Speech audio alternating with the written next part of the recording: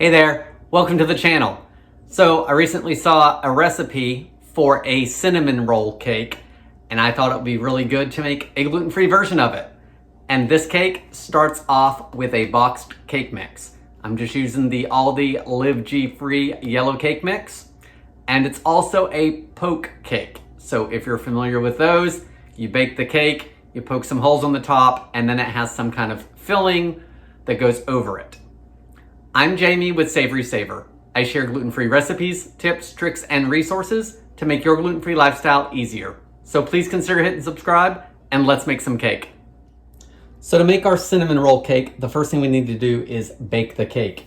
So get whatever your favorite gluten-free boxed cake mix is, yellow or white, and follow the package directions to make it into a 13 by 9 cake. So I'm gonna do that now.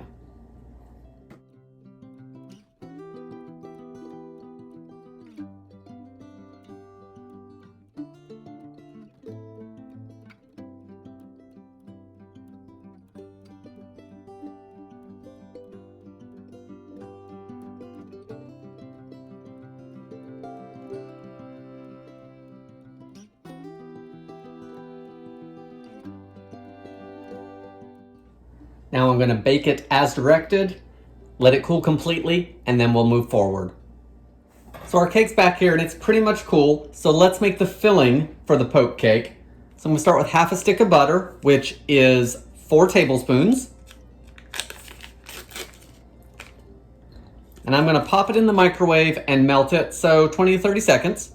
To our melted butter, we're going to add 1 14-ounce can of sweetened condensed milk. We're also going to add a half cup of packed brown sugar, 2 teaspoons of cinnamon,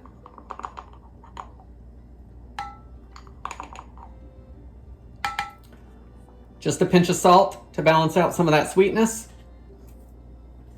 I'm going to try whisking it together. We want all the lumps out of it.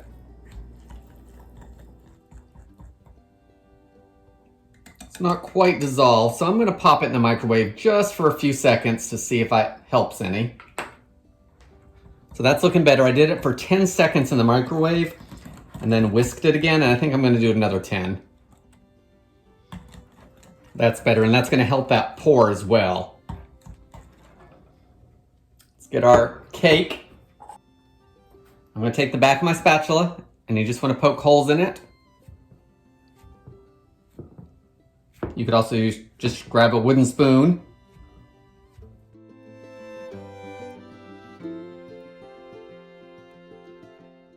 Now that everything's poked, let's go ahead and pour this over.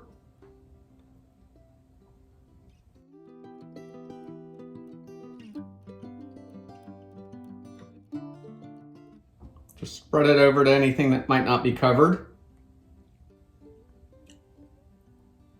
And we have one more thing we need to do to this. I've got a 16-ounce container of just store-bought cream cheese frosting, and I'm going to microwave it just for a few seconds to loosen it up, and then we're going to spread that over the top. So now you want to spread this over as best you can. And about 15 seconds in the microwave, and it made it a little softer, so it's going to be easier. So take it and put dollops of it all over, and then you should be able to hopefully spread it across pretty good.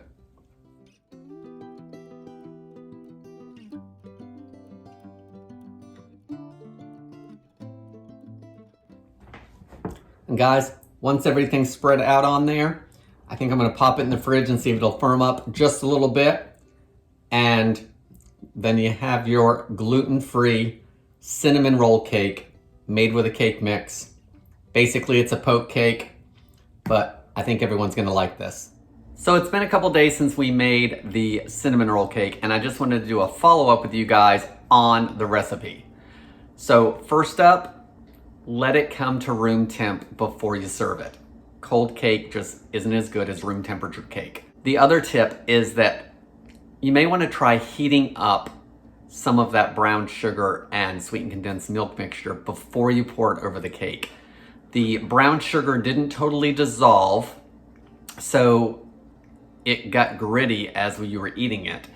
And while it didn't affect the taste, and it still had a really good taste, it did affect the texture. So that's just something to be aware of. In any case, I want to thank you guys for watching. Please leave me any comments below, and I hope to see you on the next video.